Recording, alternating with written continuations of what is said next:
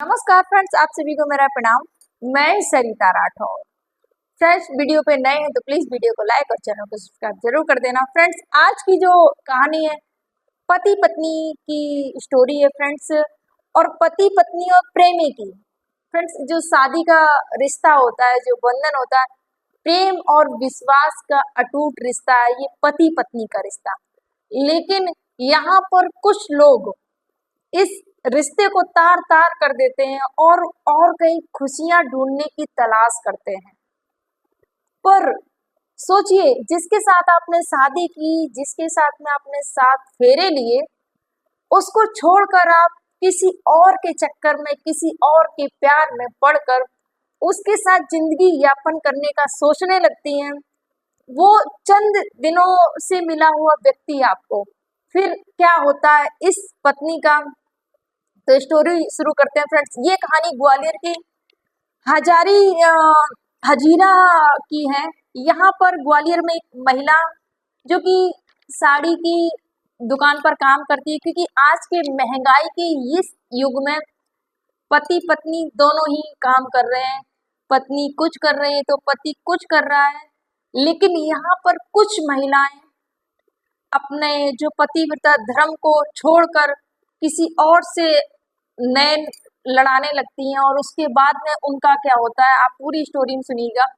तो ये जो पत्नी होती है वह साड़ी की दुकान पर काम करती है, पति अपने रोजमर्रा के काम पर जाता है, घर वापस आता है।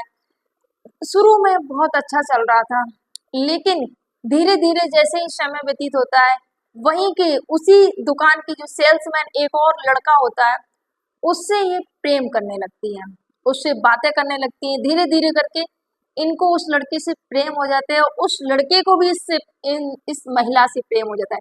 ये शादीशुदा महिला, सोचिए, अपनी मर्यादा का बिल्कुल ध्यान नहीं रखा कि मैं पहले से शादीशुदा हूँ और मैं ऐसा क्यों कर रही हूँ। इन्होंने अपनी मर्यादा का उल्लंघन किया, उसके साथ में लड़के के साथ में मिलना जुलना, ये दुकान पर भी बोलकर जाती, और उसके साथ में बाहर भी इनका मिलना जुलना रहता था।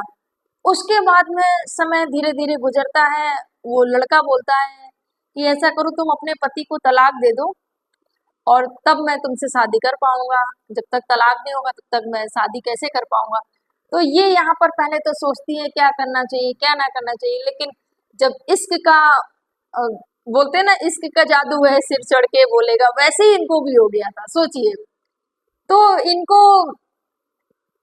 कुछ समझ नहीं आ रहा, तो बस वही लड़का दिख रहा था। यहाँ पर लोग इन सब चीजों में पढ़कर भूल जाते हैं सही और गलत का, जो चीजों को समझना, यहाँ पर वो नहीं समझ पाते कि सही क्या है गलत क्या है। यहाँ पर अगर आप अपनी सीमा का उल्लंघन नहीं करेंगे तो शायद ये सब चीजें कभी आपके साथ नहीं होंगी। लेकिन यहाँ पर जैसे ही उन्होंने जो रेखा होती है उसको पार की, और वैसे ही उस लड़के के चक्कर में दोनों प्यार करने लगते हैं। उसके बाद में इनको भी प्यार था उस लड़के से। अब ये घर पर आके पति से लड़ाई झगड़ा शुरू करना, और आए दिन पति को बोलती हमें नहीं रहना है तुम्हारे साथ में। पति को भी थोड़े दिन अटपटा लगता है कि आखिर ऐसा क्यों है, और पत्नी का ऐसा स्वभाव अचानक से कैसे बदलने लग गया है। पहले तो ऐसा नहीं था, बड़े प्यार से रहती थी, लेकिन कुछ दिनों से मैं नोट कर रहा हूँ ये क्यों बदल रही है। वो भी पति भी जानने की कोशिश करता है कि आखिर चल क्या रहा है। पति जब ड्यूटी करके आता है तो उसके बाद में उसने पता लगाने की कोशिश की। वहां पर एक जो दुकान थी वहां पर एक दूसरे पर्सन से पूछा जाके कि यहाँ पर मेरी पत्नी आती है, कैसा क्या उसका वो सब। तो जब ऐसी खबरें चलती हैं, कोई भी हो, लोगों को लगता है कि किसी को पता नहीं है, लेकिन आस पड़ोस में जो लोग रहते हैं, जो उस दुकान पर और जो काम करने वाले लोग थे, उनको भली भांति पता था कि इन दोनों का अफेयर चल रहा है और एक दूसरे से ये प्रेम करते हैं। ऐसा सबको पता था। उसके बाद में पति को पता चल जाता, और ये आए दिन झगड़ा ही करती थी अपने पति से कि मुझे तुमसे तलाक चाहिए, मुझे नहीं रहना है तुम्हारे साथ में। तो पति ने जब ये सब चीजें पता चल गई पति को, तो पति ने बोला कि जब ये इसके साथ में इसका अफेयर चल रहा है और ये इसी वजह से मुझसे डिवोर्स लेना चाहती है, तो फिर अब ये जब मेरे साथ रहना ही नहीं चाहती है, मुझसे प्रेम ही नहीं है इसका, तो फिर इसके साथ रहने का कोई मतलब भी नहीं है। पति भी डिवोर्स दे देता है, क्योंकि वो डेली डिवोर्स की मांग किया करती थी, क्योंकि उसके प्रेमी ने उसको बोल रखा था कि तुम जब तक डिवोर्स नहीं लोगी तब तक हम एक कैसे हो सकते हैं, हम कैसे शादी कर सकते हैं, उसके लिए डिवोर्स लेना पड़ेगा। और ये महिला ने, जैसे इसके प्रेमी ने बोला, इस महिला ने सेम वैसा ही किया, अपने पति से डिवोर्स ले लिया।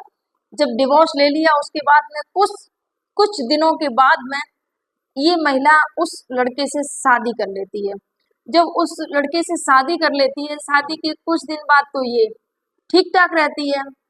उसके बाद में वो लड़का 6 महीने भी नहीं बीते थे, 6 महीने में ये महिला थाने पहुंच जाती है रिपोर्ट लिखाने के लिए। थाना ग्वालियर के हजीरा थाना में शिकायत लेकर महिला पहुंचती है और बताती है कि ऐसे ऐसे करके पूरी उसने बताया कि अ, जे जो प्रेमी है उसने मुझे कहीं का नहीं छोड़ा है। प्रेमी के खिलाफ उसने रिपोर्ट दर्ज कराई कि 6 महीने, तो पुलिस वाले तो वो भी परेशान हो जाते हैं कि 6 महीने बाद रिपोर्ट दर्ज कराने आई है, क्योंकि उसने रिपोर्ट दर्ज कराई थी कि उसके साथ में उसका शोषण हो रहा है, उसके साथ दुष्कर्म किया गया है। ये सारी चीजें उसने रिपोर्ट में दर्ज कराई थी और वो वहां से फरार हो गया था, उसको छोड़कर वो वहां से फरार हो गया था।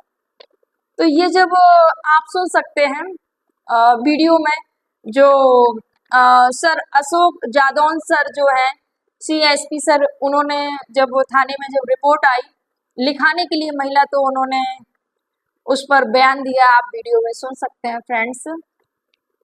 युवती है जो पूर्व से तलाकशुदा है और एक किसी साड़ी की दुकान में काम करती थी। वहाँ पूर्व से एक नियुक्त कोई सेल्समैन है जो उसका सहकर्मी था। एक महिला ने अभी आकर के थाना हजीरा में दुष्कर्म की रिपोर्ट दर्ज कराई है, जिस पर से 376 का मामला पंजीबद्ध किया गया है। आरोपी की अभी गिरफ्तारी होती है। आरोपी उन्होंने बताया घटना के कि एक बाद से ही महिला और टाइमिंग के बाद थाने से में ही शिकायत फरार है। करने आती है गिरफ्तारी के प्रयास किए जा और रहे हैं, शीघ्र उसने ही गिरफ्तारी की जाएगी। बताया कि उसने प्रेमी के लिए अपने पति से तलाक लिया था कि मैं तुमको बड़े प्रेम से रखूंगा और मैं तुमसे बहुत प्रेम करता हूँ, और वही प्रेमी उस महिला को छोड़कर भाग जाता है, उसके साथ में अत्याचार करता है, उसके साथ में गलत करता है, और फिर वही महिला थाने पहुंच जाती है शिकायत करने के लिए। सोचिए फ्रेंड्स, फिलहाल तो पुलिस तलाश कर रही है आरोपी की, जैसे कि बताया सर ने कि उसकी तलाश जारी है उस पुरुष की।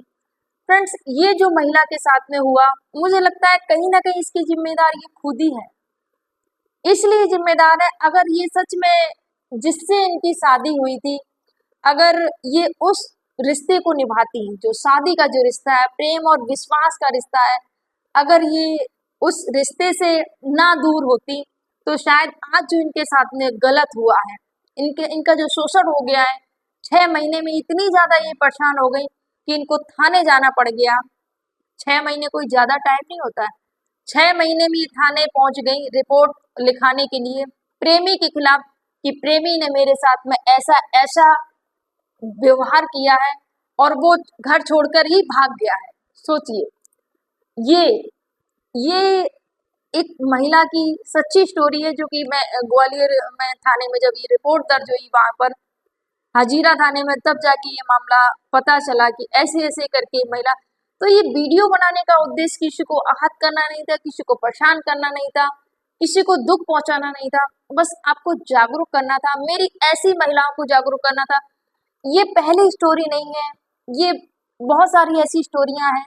मैंने कुछ दिनों पहले आपको एक स्टोरी सुनाई थी, जो महिला पंजाब में काम करती थी, दोनों पति पत्नी काम करते थे।